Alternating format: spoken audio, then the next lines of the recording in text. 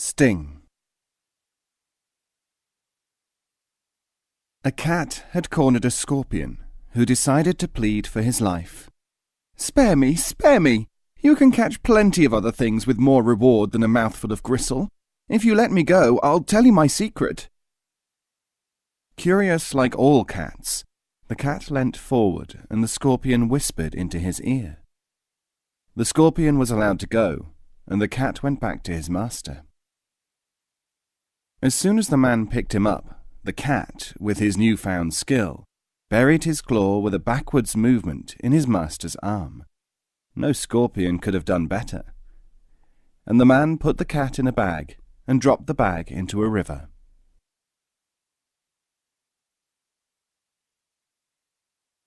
Contradictions.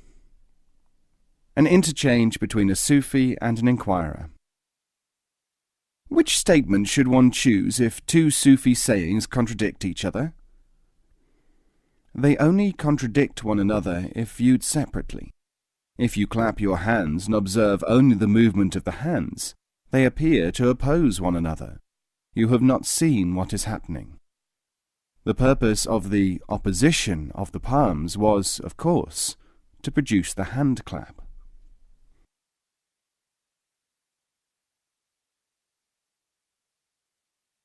The fruit. There were once 3 men, all of whom wanted fruit, though none of them had ever seen any, since it was rare in their country. It so happened that they all travelled in search of this almost unknown thing called fruit, and it also happened that, at about the same time, each one found his way to a fruit tree. The first man was a heedless man. He got to the tree, but had spent so much time thinking about the directions that he failed to recognize the fruit. His journey was wasted. The second man was a fool, who took things very literally. When he saw that all the fruit on the tree was past its best, he said, "Well, I've seen fruit, and I don't like rotten things, so that is the end of fruit as far as I'm concerned." He went on his way, and his journey was wasted. The third man was wise. He picked up some of the fruit and examined it. After some thought and racking his brains to remember all the possibilities about this uneatable delicacy, he found that inside each fruit there was a stone. Once he knew that this stone was a seed, all he had to do was to plant and tend the growth and wait for fruit. The Slave Sufi. It is related that one of the Sufi great ones was a slave, Ayaz, who became the trusted companion of Sultan Mahmud of Ghazna. A courtier, so runs the tale, said to him, "You were a dervish and then carried into captivity. Then you served Mahmud for years, and you still do so.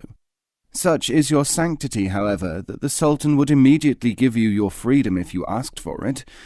Why do you remain in this strange position?" Ayaz heaved a deep sigh and said, "If I cease to be a slave, where on earth is the man whom people will be able to point out as a slave who is a teacher? And if I leave the king, who will be left to bring admonitions to courtiers? They will listen to me because I have the ear of Mahmud. It is you, dear friend, who made this little world like this for yourselves. And yet it is you who ask me why I am like this within this cage of men."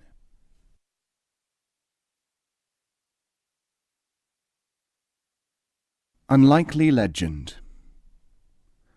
"Cosmetic surgery," said an eagle, "is not only useful, it is practically a necessity with the present development of the social environment."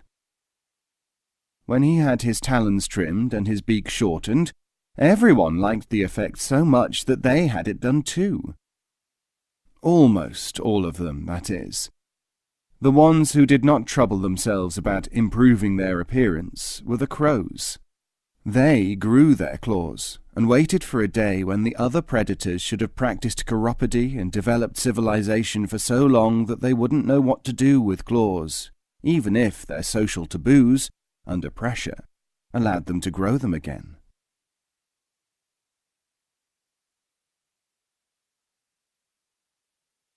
Surroundings. A certain Sufi called another man, who greatly respected him, to come and live in his house. But within 4 days the Sufi left on a long journey, and was away for 3 years. The guest felt extremely uncomfortable.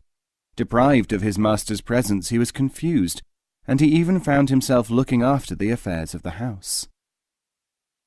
Many years later, someone to whom he had confided his agitation returned to find that he had succeeded the Sufi, and his feelings were quite different now.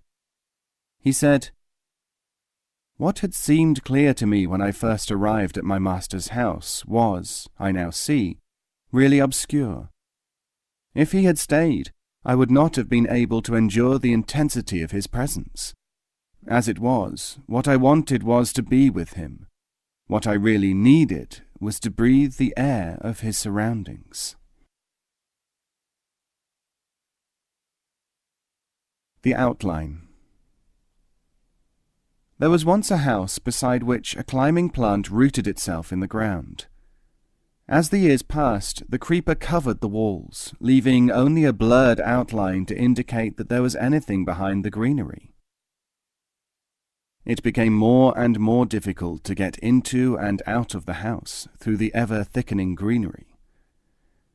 The house ceased to be used at all. When parts of it crumbled, even the outline changed. When the house collapsed completely, it became a pleasing creeper-covered mound, about whose origin people only occasionally and idly wondered. The creeper was the most concerned. It said, "What an ungrateful edifice! I held it up for many years, but it threw itself on the ground just the same." So it spread itself all over the surrounding countryside.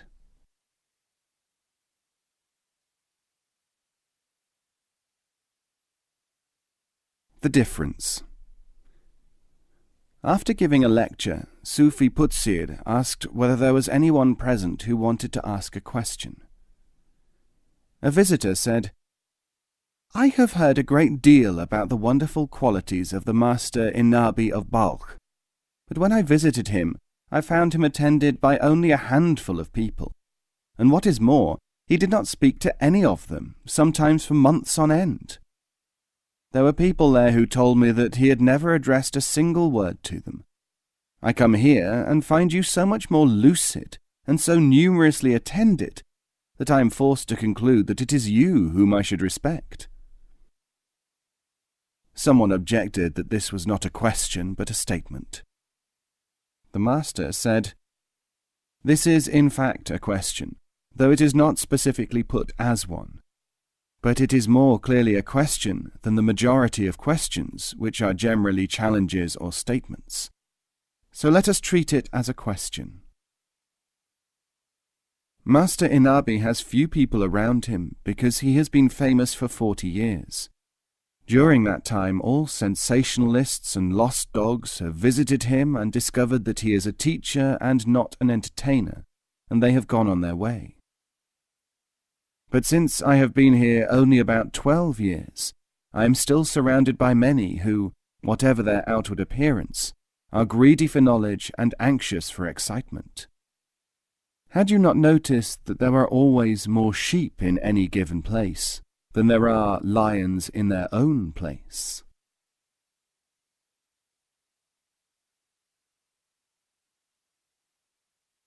The crystal. There is a legend which tells of a young man's search for knowledge through experience. He followed everyone and practiced everything that he could think of to seek what there might be for man beyond the dimensions of ordinary life. Eventually he arrived at the cave of a very ancient sage, who sat with a crystal in front of him. The young man seated himself before the sage and gazed into the shining surface. He saw all kinds of things which he had never even heard of, and things which he had never even imagined. Then he said to the master, "It is not enough to be a spectator even to these wonders. I must somehow manage to live through them." The sage invited him to step into the crystal. As soon as he tried, the young man found that he could indeed walk into any of the scenes which he had witnessed. Presently he stepped out of the crystal again. Without a word, the sage handed him a hammer, and the young man smashed the ball to fragments and walked away.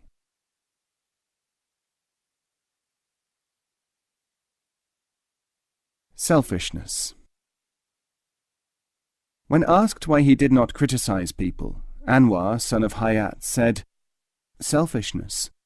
If someone exposes a fault of a neighbour, it can be good for a village. But if he is not a man who has overcome arrogance, he will make himself more arrogant by exercising criticism. I am too selfish to want to be contaminated by deepening my arrogance."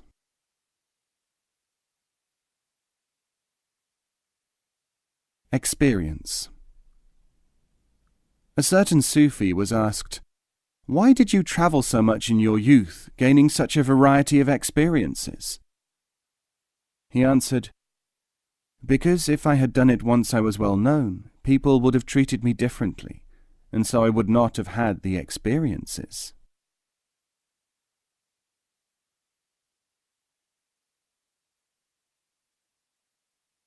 The Botanists. Land without medicine.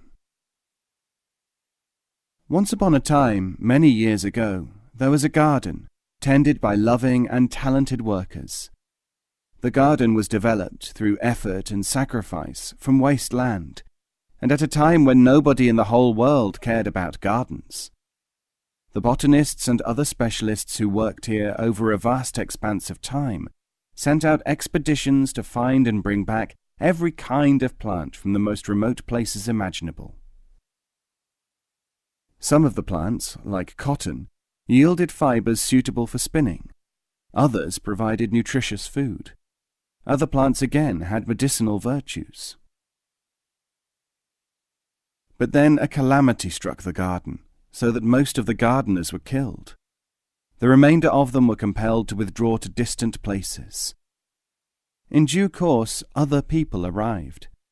They soon recognized the practical value of food plants, and they cultivated them. Then they discovered that some of the flowers and herbs could be used as dyes. Finally, for they were indefatigable experimenters, they penetrated the secrets of the textiles which could be made from fibrous material. And yet, strangely, these people failed to discover the special properties of the medicinal plants, and so they had no real medical science at all. When they became ill, they spoke incantations, and then they recovered or were maimed or died. This they regarded as the right and natural order of events. Some legends about medicine reached them from time to time, but they were rational people and did not believe in this cult, since it sounded like a superstition or wishful thinking, as it would to you if you had been brought up without it. They said, "Of course everyone wants to become better, so people have fantasized the science of medicine." The botanists, however, still existed. Some of them came back to the place which had formerly been their garden, planted by their own ancestors. It was then that they discovered, to their dismay, that medicine was now regarded locally as archaic nonsense. "We should soon be able to put people right on this," they said, "for we can demonstrate that illnesses can be cured, in many cases, by simple means, through an expert knowledge of plants." They were, to be sure, not only botanists but also people of caution. Before attempting to restore the knowledge of leechcraft, they carried out a survey of the nature and behaviour, the thoughts and the institutions of the people who now lived in the garden. It was then that they received a shock. The people who had superseded them were, apart from a minority generally totally unsuited for the study of medicine, overlaid with such habits of selective reasoning that even demonstration would not convince them that there could be such a thing as medicine.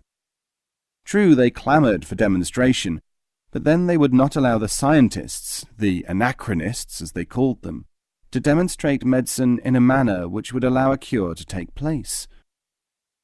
For instance, they insisted upon their own conditions, such as that all cures should take place within 6 minutes, or that nothing should be taken internally as a medicine in case it harmed someone.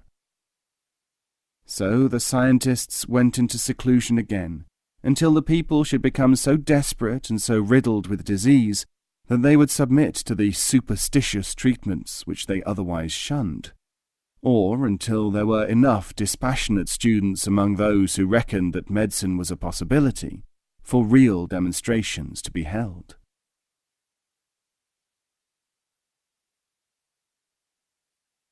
Worse. A philosopher said, "Such a great deal of conversation among dervishes is concerned with the refining of man. I am tired of this, for as an objective man I want to hear the other side, about making man worse." A dervish who was present said, "Felicitous one! Talking about man being better or about his being worse serves both purposes. Among those who have not got the basis, there is no quicker way to make a man worse than to talk about his refinement. Why else would dervishes decline to teach all comers?"